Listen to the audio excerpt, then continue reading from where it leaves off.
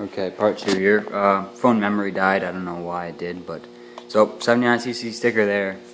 Hopefully I will get this guy up to the handlebars, somewhere around here or even up here, just so you can, something you can just slap so it shuts off the engine. That would be ideal. Coming down to comfort, got this is just a piece of aluminum. It actually came off of a play set. Just a piece of aluminum bar. This is an exhaust clamp. It should be painted. It's just steel. It'll rust eventually. Drill 2 holes in that. Clamps down. It works perfect. Then motor plate.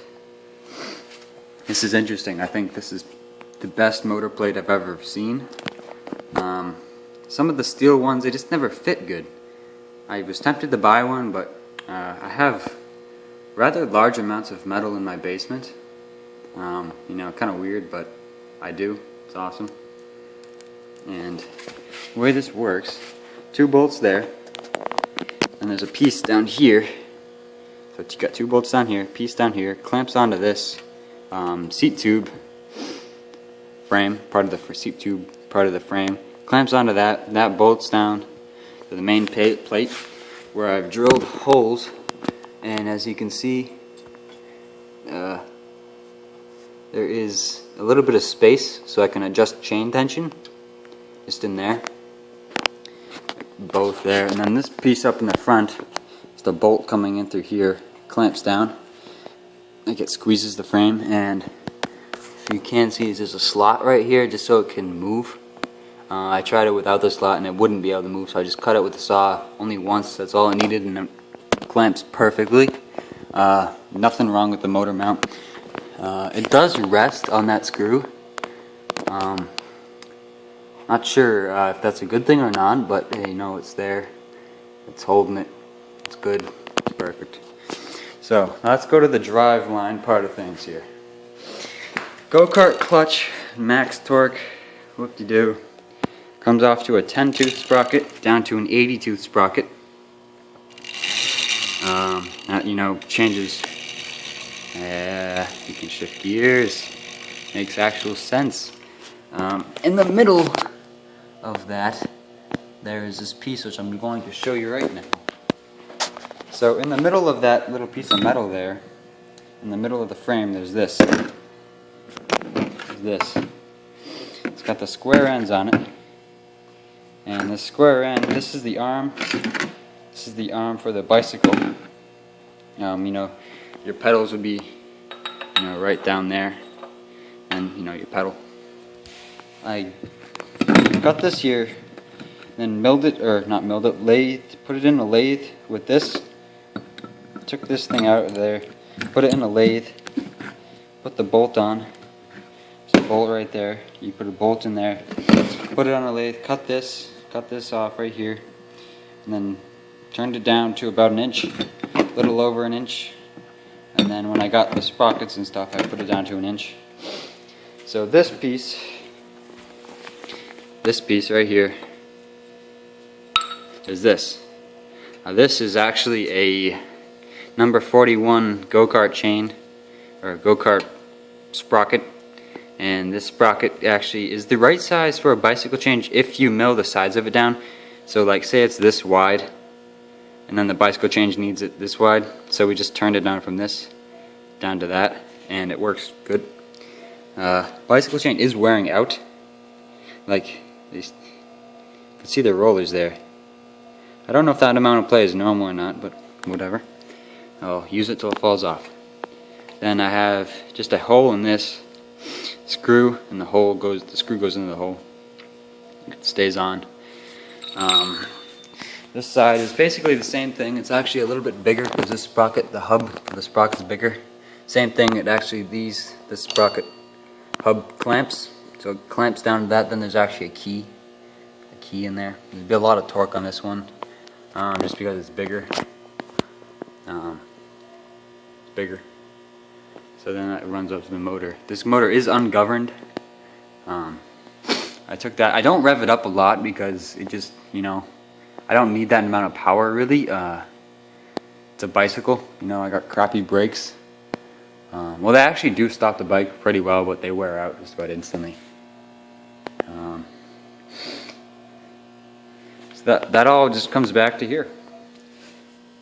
You know, this thing actually had a problem before. It would be ghost shifting, so it'd be in first gear here, then it would go into the second when I'm on the power.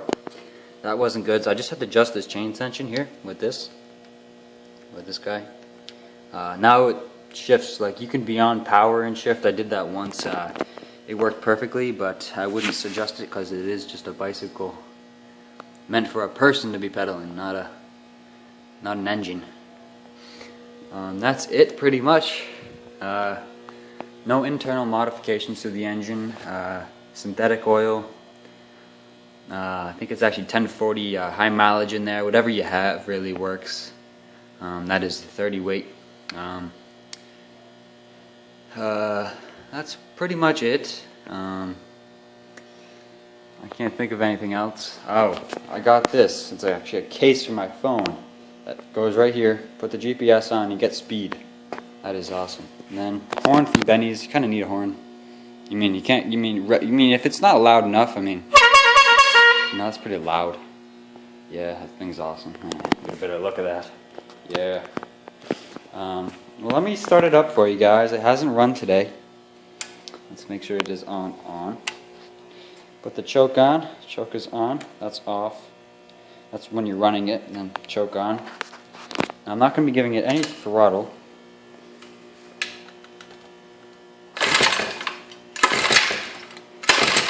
That's no throttle. Let's just give it like, you know, half throttle. Starts right up.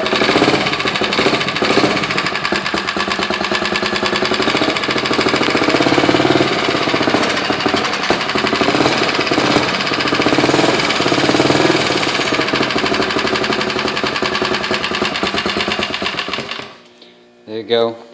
It actually does stall out sometimes, just when it's cold. I don't know why. I don't know if it's flooding. It smells like it's flooding, but it could be because I'm using a multi-weight oil. I guess that does affect things, you know. Could just be the oil, you know, getting too much oil up there, and then it's stalling it out. Well, that's it, guys. This is actually part 2. Sorry about that. I had to do it in 2 parts, but thank you guys for watching, and stay tuned for more updates. You know, if the motor blows, I'll tell you guys how many hours I had on it. It is ungoverned. If the chain on the bike breaks, I'll tell you guys. Once I get the brakes and the Springer front end, maybe for Christmas. That would be an awesome Christmas present. Springer front end and brakes. Hydraulic or even cable disc brakes would be awesome. That's about it. Other than that, it seems to be reliable, which kind of surprises me. This go-kart clutch, it actually took forever for it to wear in, but once it wore in, this guy right here, go-kart clutch, once it wore in, it used to shake a whole bunch, and I had to put oil in there, and now I haven't put oil in there for, you know, quite a while. I mean, I put oil in the bushing every 2 hours. It says in the book there, put oil on that, bushing right there. Just put, like, tilt the bike over, let it run, just put oil in there. Thicker the better, I think. It's just 30 weight. I've been putting, like, whatever gear case oil, tranny oil. I have 9130 differential oil. That works good. So, guys, well, that's it. Looks pretty cool, doesn't it? Yeah. Okay, that's it. Hopefully I will be doing a running video soon with my GoPro and my helmet. Always stay safe when you're riding these guys. Front tire falls off and you don't have a helmet, you're going to have a bad day. Well, that's it. Stay tuned for more.